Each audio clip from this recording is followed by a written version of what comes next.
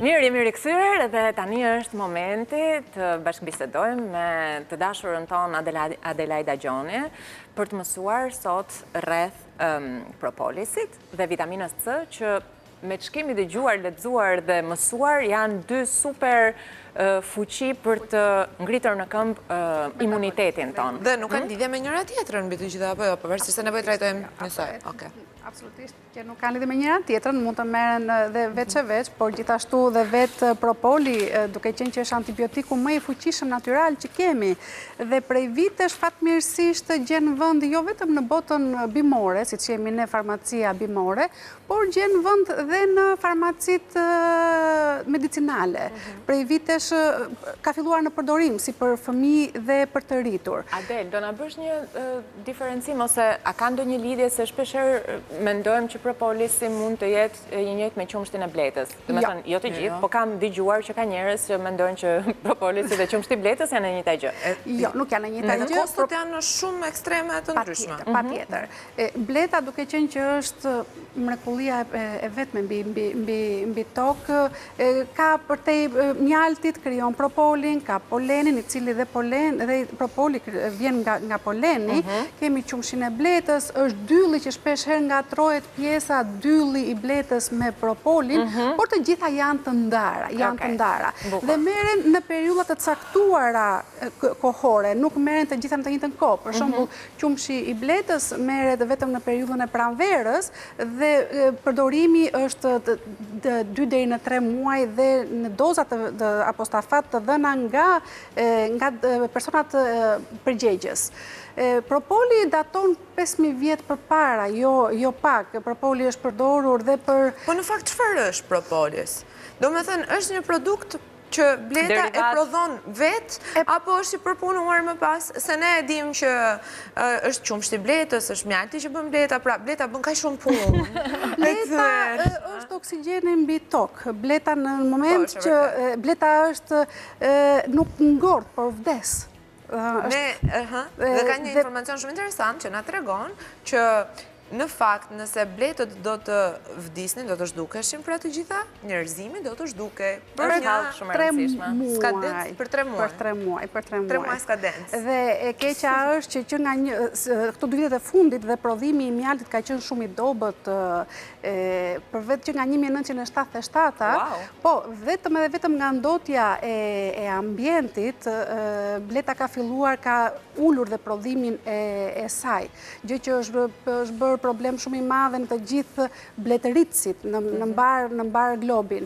Por propoli është pjesë që prodhohet gjatë gjithë vitit, nuk prodhohet në një stin të caktuar. Është poleni, nga poleni që mbledh bleta në këmbëzët e saj, bile se kemi dhe në një foto të ilustruar, del propoli i cili ri rreth e përqar koshereve, i cili mblidhet dhe tintkurohet, kalohet pastaj në përpunim. Pra qëndron jashtë koshereve propoli, si fillim. Absolutisht brenda. Jashtë nuk ka si të qëndroj. Mblidhet jashtë koshereve, jashtë mblidhet në përporet, në përmuret e koshereve, mblidhet propoli, të cilin në bletëritësit e mbledhin, por gjithmonë është ndarë nga pjesa e dyllit, dhe pjesa e propolit pastaj përpunohet në mënyra të ndryshme, por mënyra bazë që njihet prej shumë shekujsh është pjesa e tintkurimit. Kalon në tintkur, për të shpërbër, pasi propoli është shumë fal aminoacideve, fal vitaminave, fal gjithë vlerave që ka, nuk shpërbëhet kollaj. Më pas kalon një lloj procedure pra, për të kthyer në atë lëndën që ne marrim edhe blejmë, si propolis bletë. Tani, përse ta përdorim propolisin e bletës? Për gjithçka. Kur themi për gjithçka, që nga infeksionet më të lehta, për fëmijët, për bajamet, për mykun, për ekzema, për psoriasin, për Covidin, duke qenë që është një mirëmbajtje shumë e fuqishme brenda metabolizmit ton, por siç e kemi thënë dhe herë të tjera, ne në botën ton ne nuk kurojmë disa ditë, ne mirëmbajmë gjatë gjithë periudhës, ne mirëmbajmë metabolizmin, mirëmbajmë sistemin ton imunitar, që të jemi të fuqishëm dhe në moment që kemi një virozë të caktuar, metabolizmi ta luftoj shumë herë më kollaj dhe në ditë sa më të shkurtra. Të duhet ta theksojmë çdo herë Adelaida sepse unë e di shumë mirë që ka njerëz që në çastin e parë që ndjen një dhimbje gryke, thonë e bëjmë propolis edhe që të më shërohet. Ama nuk funksionon kështu apo ja? Funksionon por deri diku. Është gjithmonë duhet të merret në përditshmëri. Në përditshmëri e shtojmë në ujin ton, e shtojmë në çajin ton, e shtojmë në kafen ton. Propoli zë vend kudo, e shtojmë në mjaltin ton. Thej që është periudha. Kjo është periudha që duhet përdorur. Është për shkak të viruseve. Për shkak të viruseve, mirë që propoli të përdoret nga shtatori deri në prill, në maj. Por jo edhe si përdoren? Varet në do të caktuara. Fëmijët për shembull deri 4-5 vjeç mund të ta përdorin 2-3 pika 4 herë, 5 herë në ditë me pak ujë të vakët, ose mund ta përdorim në mjaltin e tyre në fëmijët që nën 2 vjeç mund ta përdorim në mjaltin e tyre që mund të shpërbëhet akoma dhe më mirë, por gjithmonë në personat që nuk kanë alergji nga mjalti. Duhet të kërcuar gjithmonë. Ka pafund të individ të cilët janë alergjik, ka pafund individ që janë alergjik në mjalt dhe në çdo produkt, në dyll, në propoli, në polen, është nga mjalti apo s'ka të bëjë? Patjetër, qumshi i bletës vjen vetë nga ka periudhën kur krijohet, nga larvat e bletës, në momentin që krijohet në larvat. Ja, pa shkuar te qumshi, del se do ngatrohemi shumë pastaj se kemi dhe vitaminën C. Rim te propoli. Propolisi njihet si mbrojtës i mëlçisë dhe enëve të gjakut, sepse pas kemi të ndara shumë bukur aty, kështu që të mëdha në vitaminë C dhe në zink, mëlçia mbrohet nga zinku, atë kemi thënë kaq e kaq herë. Kështu që me një vitaminë C dhe me një zink mëlçia mirëmbahet. Pra, dikush është alkoolizuar dhe duket sikur mëlçia nuk e ka në gjendje shumë të mirë. Mund të filloj të përdor propolis edhe mëlçia e tij të filloj të stabilizohet disi? Tani, edhe alkool në pije, edhe alkool në propol sikur bëhet dy fish, do të pak doza e alkoolit që është një dozë e ulët e alkoolit tek propolis. Absolutisht, është dozë e ulët, përqindjet zakonisht është përbërjes janë 30% ose 35% është bazë e propolit në alkool ushqimor. Por gjithmonë kur themi për të kuruar një mëlçi të cilën ka mungesë zinku ose në një mëlçi hepatike, fillojmë që nga ushqimet, fillojnë suplementet caktuara, fillojmë ulja e karbohidrateve sheqernave të caktuara dhe mjekimi bëhet me produkte të ndryshme plus dhe propol. Antiinflamator, pra kur jemi të inflamuar ose kemi një lloj irritimi. Është antibiotiku më i mirë natyral që ekziston në tokë, kështu që merret në mënyra do thënë si i tintkuruar, por dhe në pastë, ata që kanë mundësinë dhe kanë në pastë që ruajnë në frigorifer mund të marrin 1 gram propol në ditë që e mbajnë në gojë në formë çakizi dhe sistemi ynë imunitar fuqizohet dita ditës. Unë nuk e kuptoj atë fjalën çikatrizante, po ka efekte çikatrizante në plagë. Cikatrizante. Janë ato kryesisht në dermatologji, në ekzemë, në psoriasin, në mykun e lëkurës, qoftë në plagë, në puçrat, në zhëpuçën, në qoftë se e lyejm me propol, pëson përtharje. Gjithashtu dhe për tupirë që nuk diskutohet, por me propol mund të lyejm, kemi thënë dhe herë të tjera, ne jemi të varur nga pjesa jo nga kërthiza, mund të lyejm dhe kërthizën me propol dhe metabolizmi ynë kurohet në të njëjtën kohë, kështu që propoli zë vend gjithandej dhe kudo. Do të doja ta kthenim edhe një herë atë fotografinë tjetër ku I kemi të listuara funksionet e propolisit, ju lutem. Faleminderit. Tani më duhet 1 orë për ta lexuar. Atëherë, bën pjesë në kategorinë e mjekimeve popullore vitet të fundit dhe është I përpunuar dhe gjithë si propol. Nuk ka efekt ansor, siç e thamë edhe atë kohë, por duhet patur kujdes gjithmonë si në fëmijë, por dhe në të rritur se ndonjëherë alergjia ndaj mjaltit nuk ka moshë, mund të vijë në mosha më të mëdha dhe gjithmonë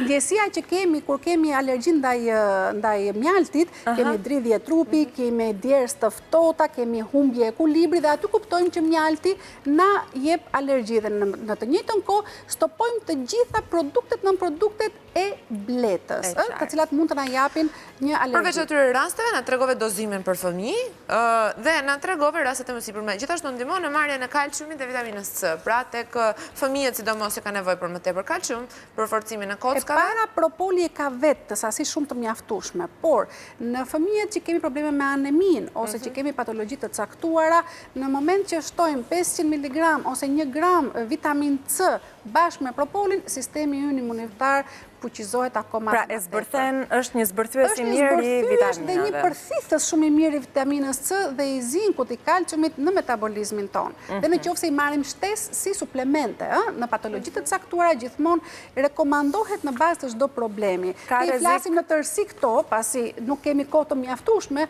por çdo individ duhet të marrë dozën ditore të caktuar, suplementin e caktuar, ushqimin e caktuar, që të luftojmë para se të vemi në pjesën e antibiotikut, që metabolizmi të mos rëndohet akoma dhe më tepër. Ka rrezik mbi dozimi? Jo. Rrezik mbi dozimin nuk ka, siç e thash më lart, vetëm personat që kanë alergji kanë rrezik mbi dozimin. Përveç atyre të tjerët mund ta përdoren. Personalisht në kohë kur e ndjej trupin tim që po i afron një viroz, përdor 20 ml komplet shishen siç është në gjysmë litri ujë dhe e pi gradualisht gjatë ditës. Ah, fantastike. Pra edhe një shishk atyre dimensioneve që na atë që u thashëm përpara, që mund të marrim sa të duam, por gjithmonë duke njohur metabolizmin, nuk merret që herën e parë. Po duhet të konsultohemi me dikë, Adelaide, përpara se të marrim propolis? Patjetër se fëmia ka dozime të caktuara, një fëmijë deri në 12 vjeç ka dozime të caktuara, i rrituri gjithashtu, varet çfarë problemi. Për shembull, në pjesën e Covidit ne kemi bërë mrekullira në këtë 2 vjeçar, si me propolin, me unikun që kemi folur dhe herë të tjera, me vajin e farës së zezë, duke qenë që janë mbrojtës dhe pafund individ dhe pacient e kanë kaluar shumë herë më lehtë duke mos arritur në pjesën e antibiotikëve. Me propolis, vetëm me propolis. Ndërkohë që në periudhën e Covidit ne jemi furnizuar gjithashtu pafund me vitaminë C, e cila përthithet më lehtësisht nëse shoqërojmë me propolis. E kuptuam. Tani, vitaminën C, si ne sugjeron ta marrim përveç se në fruta dhe perime? Vitamina C ne kemi thënë që metabolizmi në këtë periudhë duhet sa më tepër të jetë alkalin. Duke qenë alkalin, sa më shumë fruta, sa më shumë perime, mundësisht të gjalla, të mos jenë të përpunuara, të mos kenë shtesa sheqernash etj. Dhe zierja në momentin që zihen sa më shumë perime të ngrihet dhe vlera e sheqerit, kështu që bie dhe vlera e vitaminës C, marrim dhe dozë shtesë. Ka ardhur koha për një dozë shtesë. Personalisht në të gjithë individët dhe pacientët që neve rekomandojmë, nuk lëm askënd pa 1 gram vitaminë C në ditë, e cila ne marrim 1 gram, por nuk harim 1 gram të ri brenda metabolizmit ton, pasi bën dhe shpërbërje brenda metabolizmit. Nuk përthithet i gjithë. Nuk përthithet i gjithë nga metabolizmi. Por e rekomandojmë të përditshme. Për fëmijët 500 mg, kurse për të rriturit 500 deri në 1000 mg ditore. Gjithmonë, pasi nuk harin metabolizmi nga pjesa ushqimore të marri të gjitha vlerat, vitaminën C dhe të gjitha aminoacidet që i duen metabolizmit. E njëjta gjë për vitaminën D, besoj? Patjetër, nga shtatorin e themi të përhershme, ngrënë me tonet e larta, mbrojtja e qelizës është vitamina C, vitamina D. Mbrojtja e sistemit imunitar dhe sistemit limfatik është përsëri vitamina C, vitamina D. Janë disa suplemente ose me një multivitamin të caktuar që metabolizmi fatkeqësisht ka ardhur koha e pilulave, kur i themi, duhet i marrë shtesë. Suplemente, gjithmonë në suplemente. Vitamina D gjithmonë bëhet në bazë analize, por e kemi thënë dhe herë tjetër, unë para 2 vjetësh në një testim prej 150 vetash që kam kryer vitaminën D, kanë qenë të gjithë pa vitaminë të munges, edhe pse ne jemi vënd me diell. Le të jemi vënd me diell, nuk harin metabolizmi më ta përthithi siç duhet, marrim rrezet, po jo vitaminën D. Kështu që 2000 unite në ditë, 1000 unite në ditë, 5000 unite në ditë, në bazë të mungesës i suficiencës, ashtu dhe rekomandohet vitamina D, gjithmonë në bazë analize. Adelaide, ndërkohë që bëhet fjalë për vitaminën C edhe një herë, mund të vëmë re një mungesë të saj apo një teprit të saj në organizmin ton nëpërmjet urinës apo jo? Absolutisht. Si e kuptoj? Janë analiza specifike të cilat por të njëjtën kohë. Po edhe nëpërmjet ngjyrës. Edhe nëpërmjet ngjyrës, nëpërmjet djegjes që jep, varet se nga e përthithi më tepër vitaminën C. Për shembull, në moment që ne kemi tepri, mund të japi dhe pak diare, por dhe në urinim duket si në ngjyrë ashtu dhe në djegje.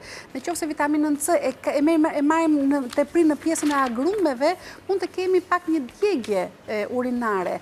Por vitaminën C marrim shumë mirë dhe nga speci e shil, speci e kuq, në moment që marrim të shtrydhur, të gjallë, të pagatuar, vlerët e vitaminës C janë të pafundme dhe metabolizmi i përthit shumë herë më mirë. Se në çdo kush ka mundësinë ose dëshiron të marrë gjithmonë shtesa, gjithmonë suplemente. Ka individ të pafundëm që gjithmonë kanë dëshirë të marrin përmjet ushqimit dhe ne rekomandojmë ushqimet që kanë më tepër vitaminë C, siç është speci, siç është boronica, gojberi. Po sa kile spec duhet të hanë për një? Nuk hahet. Ne mund të pim një gotë me lëng speci, lëng selino dhe kemi marrë përsëri, kemi marrë 1 gram vitaminë C ditori, një dozë të mos e mjaftueshme për metabolizmin.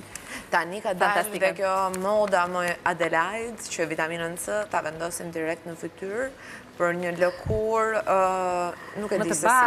Ajo është një temë vetë, pas nuk e dini farmi që unë jam dhe vetë prodhuese e kozmetikës, e vajrave dhe e pjesës së kozmetikës, nuk ka dalë në modë, është domosdoshmëri. Është domosdoshmëri, po përse shërben fiks fare? Për të qenë vetëm të rinj. Kjo është shumë e përgjithshme tani, po e kam fjalën ndihmon në rrudha, apo në akne, apo në pore, apo... Në pjesën e rrudhave, në mirëmbajtjen e qelizës, në pjesën e... Ne dhe në botën bimore, shpesher themi botoksin, themi produkte të ndryshme, kozmetike, por gjithmonë vitamina C, si në përdorim të brendshëm dhe në përdorim të jashtëm, vetëm në rinon. Vetëm në rinon. Është e njëjta vitaminë C me që refera, apo jo? E njëjta vitaminë C, po është e njëjta që mund të konsumim nga... Del në gjendje serumi, del në vaj, është në format të ndryshme, vjen në format të ndryshme. Asa fat kemi që të kemi. Adelaida Gjone, faleminderit shumë. Do të kemi çdo javë. Faleminderit shumë për këshillat që na jep. Ndërkohë të dashur miq, ne kemi vendosur që këtë ditë sot, ditën e rinis, pra sot është data 8 dhjetor, ora shënon 12:12 minuta disi, dhe ne do t'ju lëm me ambientin e Galerisë Fab në Universitetin e Arteve, sepse gazetaria jon Klodiana Shpendi ka shkuar aty dhe do të na prezantojë me një ekspozit të piktorit Arben Golemi. Ekspozita quhet Foli Barok, është gjitha për të zbuluar. Nuk e di nëse do të kemi një shkëputje publicitare përpara, po gjithsesi takimin me ne të dyja do ta kemi nesër në orën 11 në kohë moderne. Ju lëm të shijoni këtë material. Mirë ta kofshim edhe qeshurin i qesh, se bota është e jotja.